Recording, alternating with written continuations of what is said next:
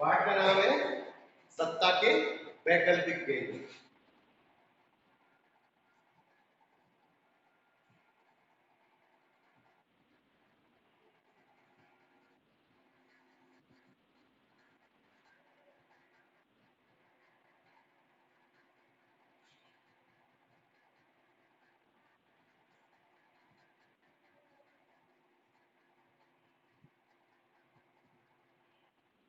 ठीक है बेटा, पाठ का नाम सत्ता के वैकल्पिक केंद्र।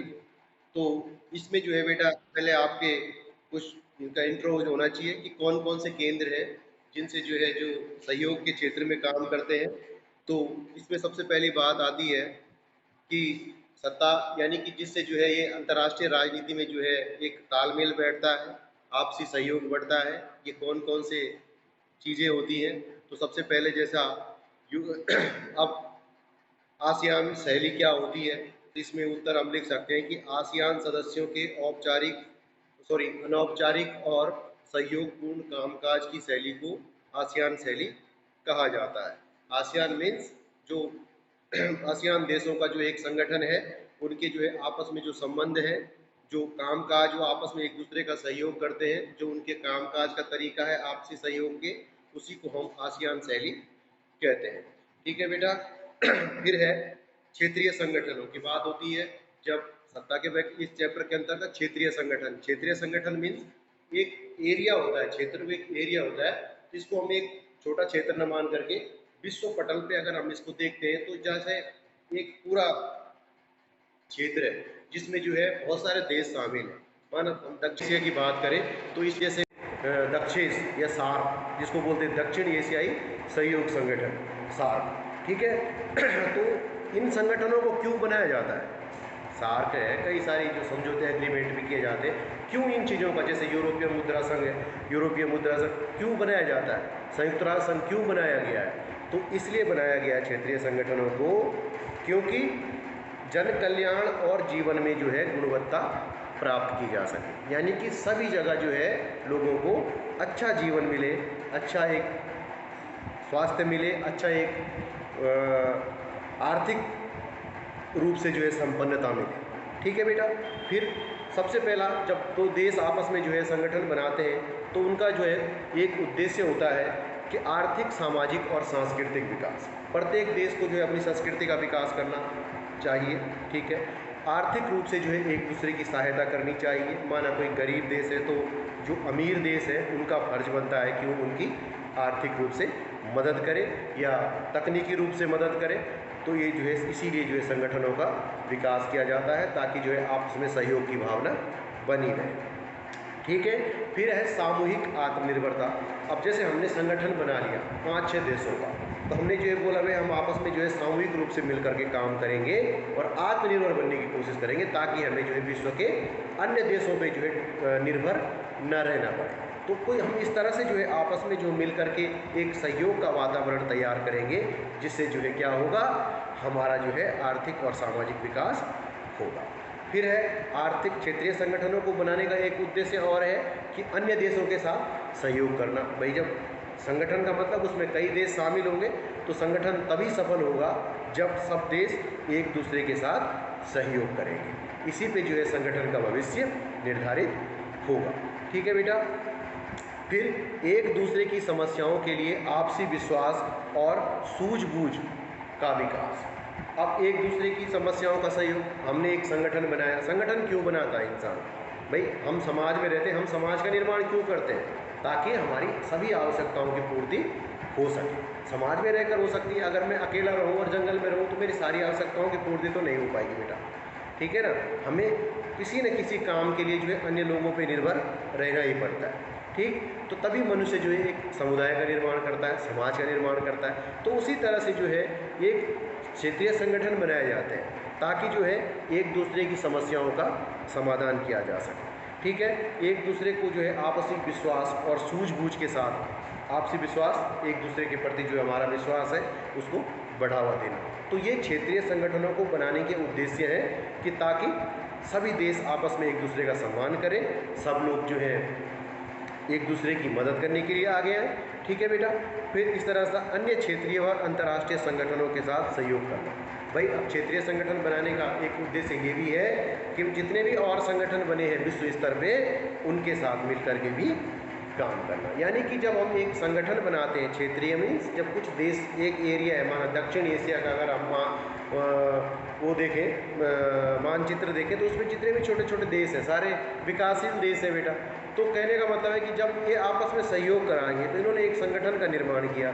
तो संगठन क्यों बनाया इन्होंने? ताकि एक दूसरे को मदद कर सके, एक दूसरे का सहयोग कर सके। तो यही उद्देश्य होता है क्षेत्रीय संगठन को बनाने का। फिर बात आती है क्षेत्रीय संगठन में भौगोलिक निकटता, यानी कि जितनी भी भौगोलिक निकटता होगी उसका जो है क्षेत्रीय संगठनों पर जो है सकारात्मक प्रभाव पड़ता है। क्यों? कि उनका ज्योग्राफिकल जो कंडीशंस होती हैं, यानी कि जो भौगोलिक परिस्थितियां होती हैं लगभग एक जैसी होती हैं। अब क्या है कि भौगोलिक निकटता का क्षेत्रीय संगठनों पे क्या पड़ता है? इससे सकारात्मक प्रभाव पड़ता है।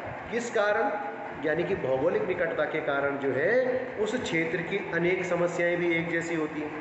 धर्म, रीति रिवाज और भाषा भी लगभग समान होती है, जिसके कारण एक संगठन के निर्माण में सहायता मिलती है। ठीक, तो कहने का मतलब है और आपसी सहयोग की भावना उत्पन्न होती है। तो भौगोलिक मीन्स जो बनावट है, क्षेत्र की बनावट, यानी कि जनजातीय क्षेत्र है या पूरा पहाड़ी क्षेत्र है, जैसा भी है भौगोलिक कंडीशंस मीन्स अब माना यहाँ पे सूखे की स्थिति है, मेरे बगल के देश में भी सूखे की स्थिति है, तो दोनों हमारी एक जैसी भौगोलिक परिस्थितियाँ हो गई। मेरे यहाँ बर्फ़ ज़्यादा पड़ती है, उसके यहाँ पड़ती है, तो लगभग एक जैसी होगी।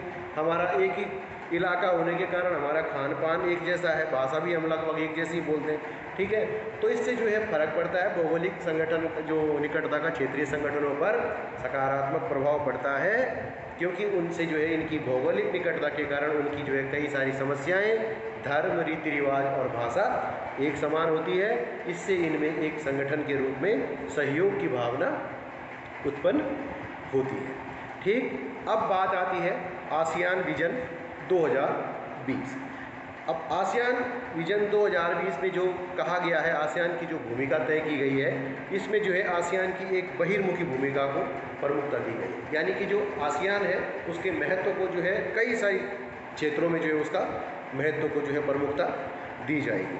फिर हनोई कार्य योजना के तहत आर्थिक एकीकरण, व्यापारिक उदारीकरण और वित्तीय सहयोग की वृद्धि के लिए कई उपाय किए जाएंगे। ठीक है बेटा, तो इसमें जो है आर्थिक एकीकरण, यानी कि आर्थिक रूप से जो कमज़ोर देश है या लगभग एक जैसी आर्थिक समानता की बात की जाती है। व्यापार में जो है उदारीकरण होगा, यानी कि छूट दी जाएगी। ठीक है, तो इस तरह से जो है, और वित्तीय सहयोग, आपस में जो है एक दूसरे का आर्थिक मदद भी करने की बात कही गई। ठीक है, फिर आसियान विजन 2020 के तहत जो है एक आसियान सुरक्षा समुदाय की और एक आसियान आर्थिक समुदाय तथा आसियान आर्थिक सांस्कृतिक समुदाय बनाने की कल्पना की गई है। तो इसमें जो है एक चीज़ और भी इन्होंने कहा कि जैसे यूरोपीय मुद्रा संघ है, ठीक है, यूरोपीय संघ है, तो यूरोपीय संघ के अंतर्गत ये कह रहे हैं भाई जैसे सुरक्षा समुदाय, आसियान देशों का जो है एक सुरक्षा समुदाय बनना चाहिए। जैसे नाटो है, सैनिक संगठन है, लेकिन उसी तरह से जो है एक हम भी बनाएंगे कि जो हमारा आसियान देशों का एक सुरक्षा समुदाय भी होना चाहिए, चाहे हमारी थोड़ी बहुत सेना भी होनी चाहिए। ठीक है, एक आसियान आर्थिक समुदाय, यानी कि आर्थिक समुदाय का मतलब जैसे विश्व बैंक सबको लोन देता है, अंतर्राष्ट्रीय मुद्रा कोष है, उसी तरह से एक आर्थिक समुदाय का निर्माण हम करेंगे ताकि ज़रूरत पड़ने पे आर्थिक सहयोग, किसी भी आपसी आर्थिक सहयोग को बढ़ावा दिया जा सके।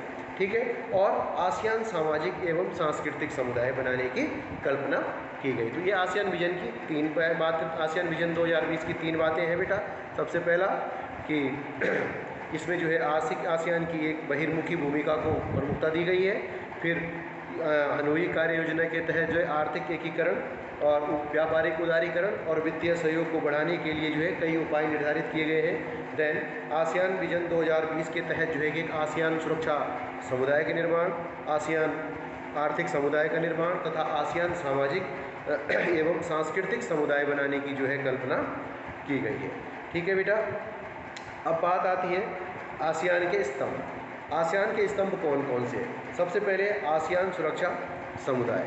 यह समुदाय क्या करता है? आसियान देशों के बीच जो भी आपसी टकराव होते हैं, बात आ गई सुरक्षा की, पहली बात आसियान विजन 2020 की बातें आई थी।